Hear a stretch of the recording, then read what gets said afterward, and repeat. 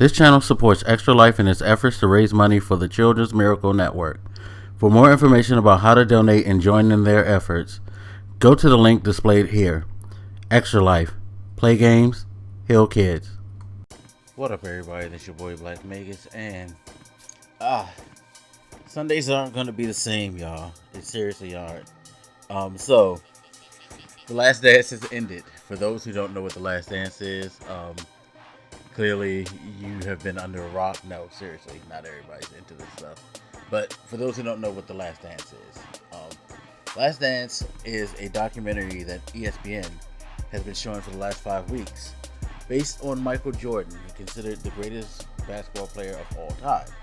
And it mainly focuses not necessarily on him, but on the experience of the Chicago Bulls during their historic run. In particular, the title itself is based off of Phil Jackson's,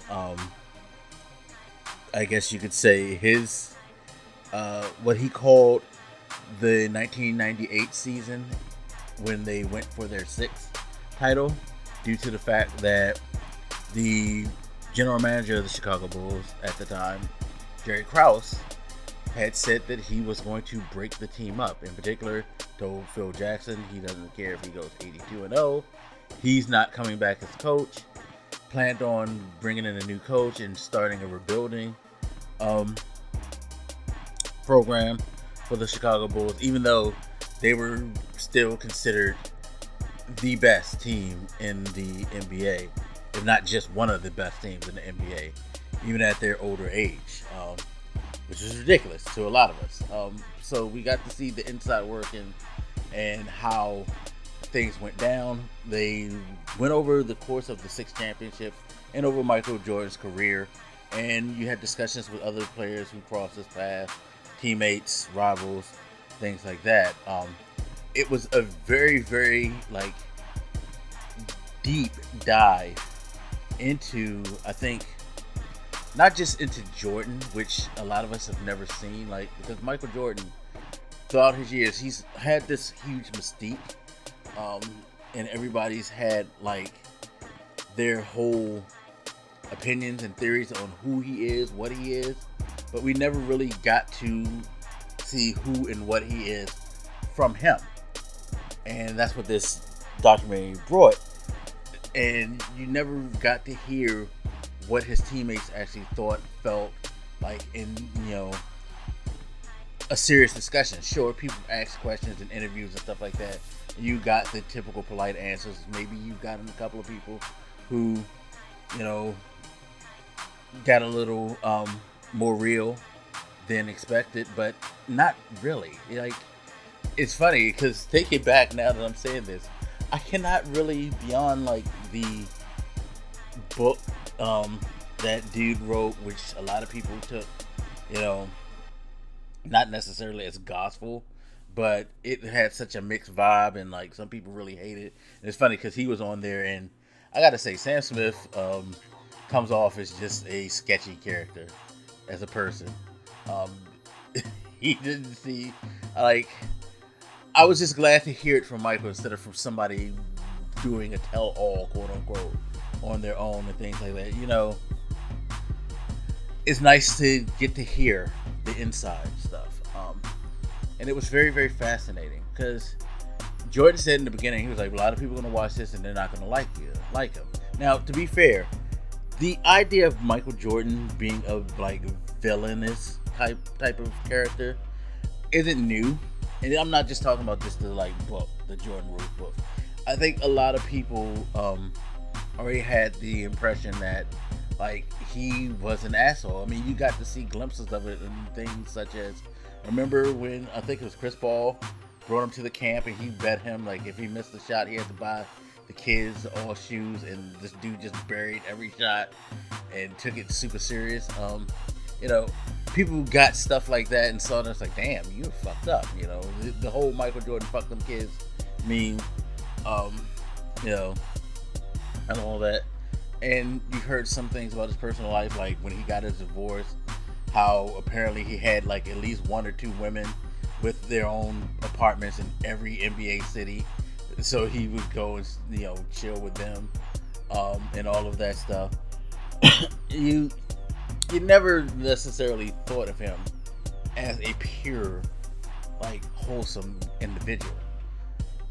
But his legend on court superseded everything, I think, and that's why I think he was kind of like saying that, because this wasn't just about his legend on court.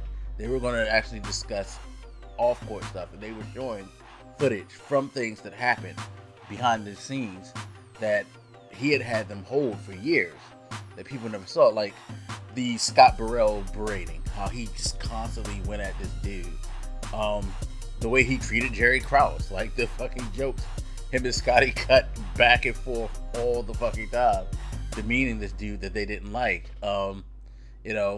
The Steve Kerr story being told in full, like not just being the rumor and conjecture. No, you got Steve Kerr saying, yeah, he punched the shit out of me.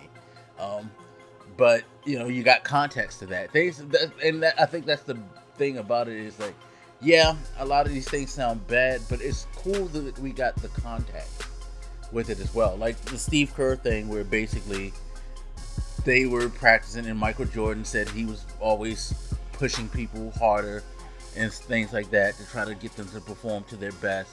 And he was, he admitted that he came off like a bully, but he wasn't trying to do it to be mean. He was trying to do it because he wanted them to excel. And things got heated. Kerr punched him in the chest, and Michael Jordan responded back by punching him in the face. Like I told a friend when I relayed the story to them, like typical Michael Jordan, he doesn't just need to like get back or beat you, he has to bury you. Steve Kerr punched him in the chest. He ain't had to punch Steve Kerr in the fucking face like that. He ain't had to punch him in the mouth. But he gotta do better than you. That was the level of competitiveness in this guy. Like everything.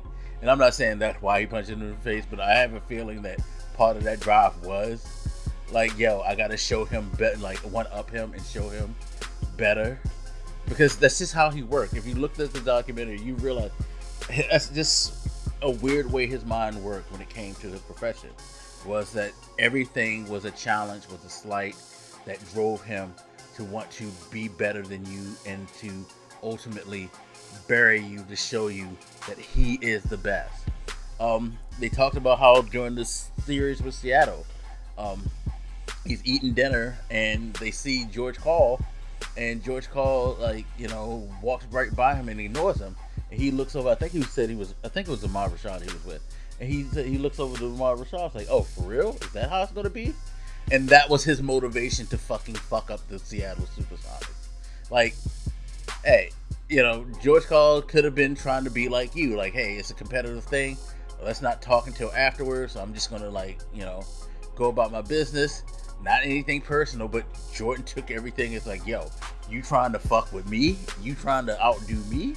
Oh, I'm going to show you, like, everything. Like, he reached deep into a lot of situations. It was wild, the things that motivated him to beat his competition. And honestly, not just beat them, but to destroy them and to prove like everybody wrong. It was crazy. I think the Reggie Miller story was probably one of my favorites, where Reggie Miller said when he was a young kid, he played Jordan, and he had like 20 points or something. He was having a great first half, and Jordan was off shooting. So he was like, around halftime, I looked at Jordan, I was talking trash, and I was like, yo, are you the guy who everybody says walks on water? For real? And he said Jordan looked at him, like, okay. Jordan comes back, shuts the dude down. He only scores 2 points. Jordan goes off and buries him. And at the end of the game, he said Jordan, like, walked by him, looked at him and said, like, I forgot exactly what he said, but it was, I'm Black Jesus, don't fuck with me. And that shit, like, he said ever since Jordan called himself Black Jesus to him, he referred to Jordan as Black Jesus, which is hilarious. But, that was him. And the people were like, over the years talking about how it was a gambling problem. He didn't have a gambling problem. If you really paid attention to the documentary and looked at the things, even when they talked about the gambling and showing him playing like his security people, flipping quarters for like $20 and stuff like that. It wasn't about the, you know, it wasn't about the risk of gambling or the thrill of gambling with him. I think ultimately it's all about competition. That's why he bet people on the golf course, you know, because he wanted to win. Like Judd Bushler said when they were like, him and a bunch of people were playing solitaire or something for $1, while Jordan and them are in the front gambling for a bunch of money. Jordan comes back and was like, yo, can I play? And they're like, why you want to play for just $1? Like, you playing back there, playing for hundreds and shit like that. And he said, Jordan simply said, basically, because at the end of the day, I want to say I took all of y'all money. It wasn't about fucking, like, you know, the risk and reward of gambling. It was competing. He had to beat people. His competition level was fierce. Anything that had any type of, you know, me against you element to him, he was going hard on. That was just him.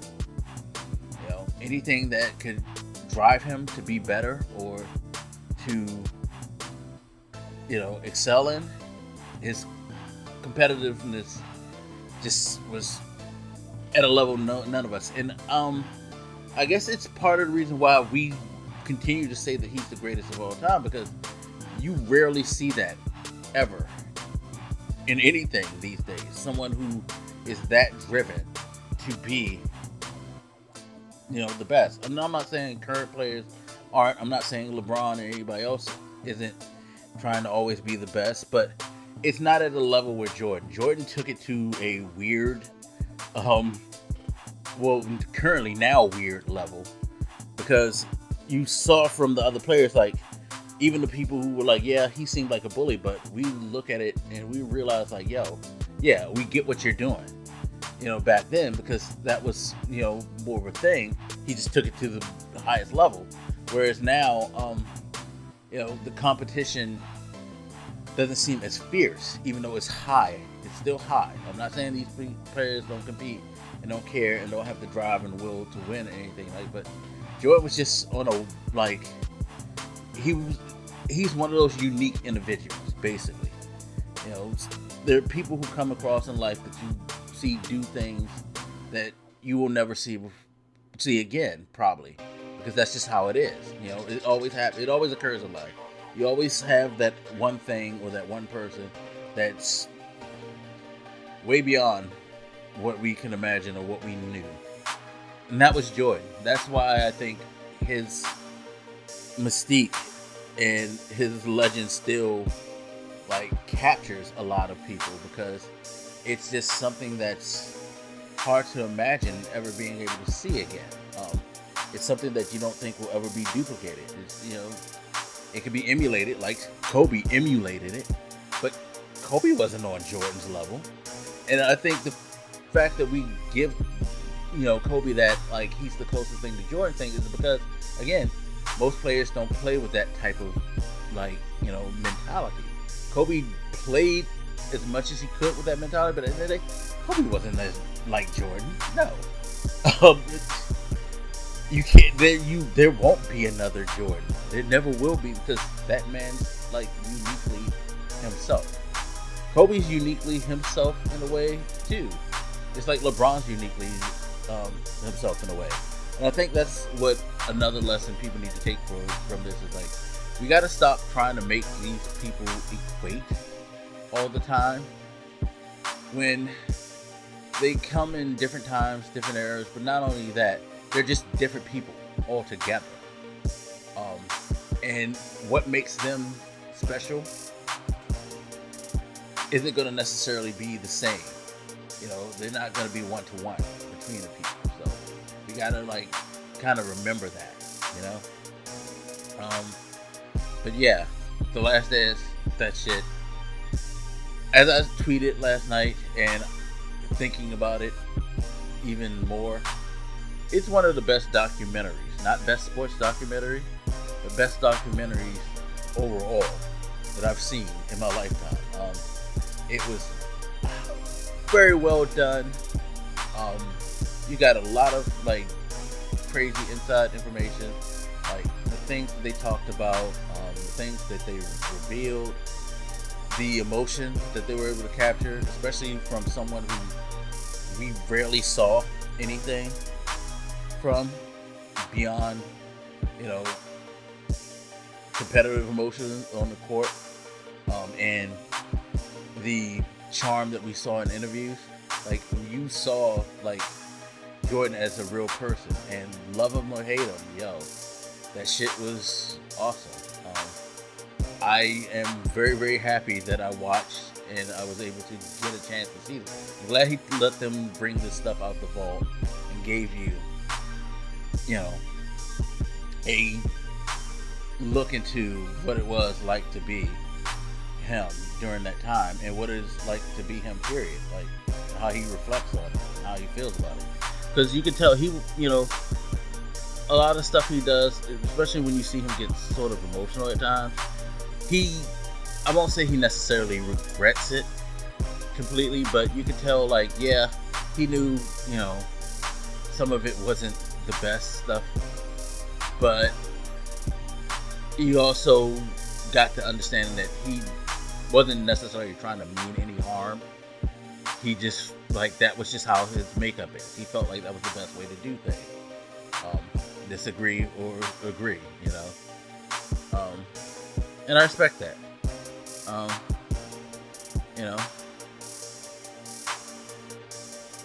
even if I don't like it, I can respect that, you know. So, I mean, it's fascinating.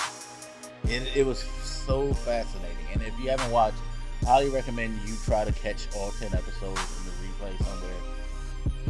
Like, if you're a documentary fan, you want to watch something like this, because the level of, like, you know, emotion through the journey that you get to see from everybody involved, it's crazy. It's crazy. Like, yo, it was a special moment in life for a lot of people, and in sports in particular, it was one of those special moments that, you know, only come around once in a while. Shit was dope. It was very, very dope. Anyway, as always, you guys, feel free to hit me up. Let me know what you think, and I'll talk to you later. It's your boy Blak, making them out. Deuces.